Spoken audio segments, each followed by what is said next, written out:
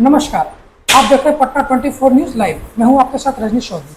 अभी बांका के में मेन टाउन पे मौजूद है। हमारे साथ जवाहर झा जी हैं।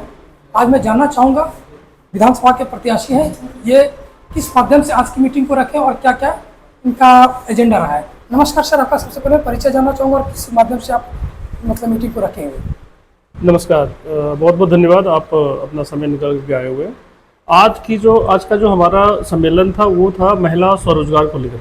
देखिए, हम महिला सशक्तिकरण की बात करते हैं, लेकिन हम उसको अंजाम तक, हमारी जो सरकार है उसको, सरकार के जो प्रतिनिधि हैं, हमारे जो प्रतिनिधि होते हैं, वो उसको अंजाम तक पहुंचाने की कोशिश नहीं करते। मेरा मन है कि जो हमारी महिलाएं हैं, जो घर में उनके पास कोई रोजगार नहीं है, उनको ऐसा एक स्वरोजगार, उनमें एक स्वरोजगार की भावना हो, ताकि वो 5 से 7 हज़ार का घर बैठे 2-3 घंटे लगा करके और अपना वो जीवन यापन के लिए अर्जन कर पाए, यानी कि अपने घर को सशक्त, एक आर्थिक रूप से सशक्त महसूस करावें अपने घर को। जिस प्रकार से मैंने देखा कि काफ़ी महिलाएं हुई थी और आपकी भाषा मतलब जो जिस प्रकार से लोकप्रियता है महिलाओं को लेकर और जिस प्रकार से आप बातें बोल रहे थे, काफ़ी महिलाएं मतलब जो है अपनी भावनाओं को देख पा रहे थे, जिस प्रकार से अपने आप को रख पा रहे थे। इसमें क्या कहना, बांका वासियों के लिए क्या आप संदेश देना चाहते हैं?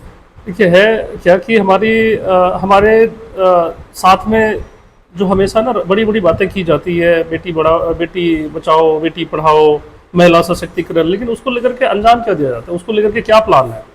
सरकार प्लान बनाती है तो क्या, अगर हमारे पटना में प्लान बनता है तो क्या बांका में आ रहा है वो प्लान, वो मजबूती के साथ में हमारी महिलाओं के बीच है? तो बिल्कुल नगण्य है।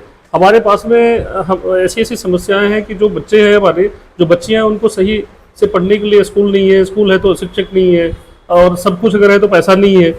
तो ये लाचार व्यवस्था में अगर हमने एक समाज, अपने महिलाओं को, हमारे माताओं को, बहनों को एक हमने मैसेज देने का काम किया कि आप अपने आप को कमज़ोर मत समझिए, आप अपने आप को मजबूत समझें, और मजबूत स्वरोजगार से होगा जब आप 2 घंटे दे करके और कुछ न कुछ प्राप्त करने का अगर मन बनाएंगे, और हम उसको आपको उसमें मदद करेंगे। कैसे स्वरोजगार आप होंगे आप स्वयं। बिल्कुल सर, जिस प्रकार से आप महिलाओं को लेकर बात को लेकर चल रहे हैं, तो युवाओं के लिए आप क्या सोच रहे हैं सर? देखिए, युवाओं, सबसे सर्वप्रथम मैं युवाओं को ये कहूँगा कि आप जो पढ़ाई जो कर रहे हैं, आप अभी हमने लाइब्रेरी में भी यही बात किया कि आप अपने आप को सभी स्थिति में मुकाबला करने के लायक आप अपने आप को बनाएं। केवल सरकारी नौकरी के ऊपर निर्भर ना रहे और अपने आप को मजबूत करें। अपने अंग्रेजी की भाषा पे कंट्रोल करें। हिंदी तो हमारा मजबूत होता ही है क्योंकि वो हमारा मदर लैंग्वेज होने की वजह से अपने आप को बिल्कुल मजबूत बनाएं, और मजबूत बना करके और कमज़ोर महसूस नहीं करें। समय है, बदल जाएगा, आपको कम नहीं आंकना है अपने आप को। और हम आपको जहाँ कहीं भी महसूस हो कि आपको कोई किसी प्रकार का आप मानसिक रूप से नहीं मजबूत महसूस कर रहे हैं, हमारे से बात करिए, हम मिलेंगे और आपको हम।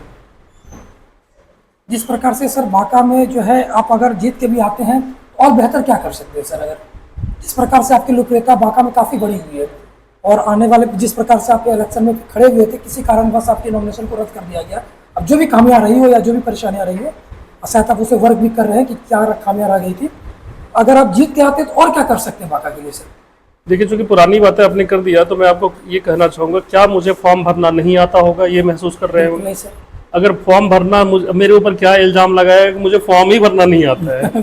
हाँ, ठीक है, तो ये तो बड़ा मजाक है, बहुत मजाक है। लेकिन हमारे समाज के ऊपर ऐसे उत्पीड़न तो रोज हो रहे हैं। तो हमारे ऐसे जो प्रखर होकर के यहाँ पे बच्चों के लिए बात कर रहा है, जो शिक्षा के ऊपर बात कर रहा है, किसान के ऊपर बात कर रहा है, नदी का जो चीरहरण हो रहा है उसके ऊपर बात कर रहा है, उसको प्रताड़ित तो किया जाएगा और इल्जाम लगा दिया कि आपका फॉर्म में ही प्रॉब्लम है।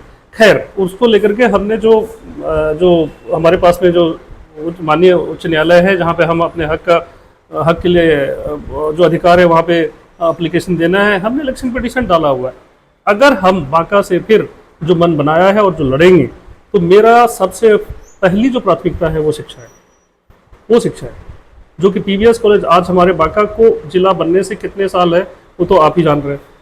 पीवीएस कॉलेज आज हमारा एक ही मात्र कॉलेज है, उसी में पढ़ाई भी होती है, उसी में इलेक्शन के भी सारे चीज़ होते हैं, उसी में जितनी भी सरकारी जो योजनाएं, जो कार्यक्रम होते हैं सारे वहीं पे और वहीं के आसपास में किए जाते हैं। तो आपके पास आपको शिक्षा देना नहीं है, हम वो नहीं होने देंगे। हम युवा का पहला अधिकार शिक्षा है, अगर वो जन्म लिया है तो वो शिक्षा लेगा। उसको उचित शिक्षा मिलना चाहिए और वो हम देंगे। बहुत बहुत धन्यवाद। जिस प्रकार से आप देख पा रहे हैं कि हमारे बीच जवाहर झा जी अगर ये जीत के आते बांका के लिए एक बहुत ही बड़ा संदेश वो लेके आ रहे हैं। और जिस प्रकार से इलेक्शन में जिनकी जिस प्रकार से भागीदारी पहली थी, भले किसी कारणवश जो इनका इलेक्शन को नॉमिनेशन को रद्द कर दिया गया, लेकिन जिस प्रकार से आदमियों के बीच इनकी लोकप्रियता बढ़ रही है और बढ़ते जा रही है। आप देख रहे थे पटना 24 न्यूज, रजनी चौधरी की रिपोर्ट। धन्यवाद। Thank you sir.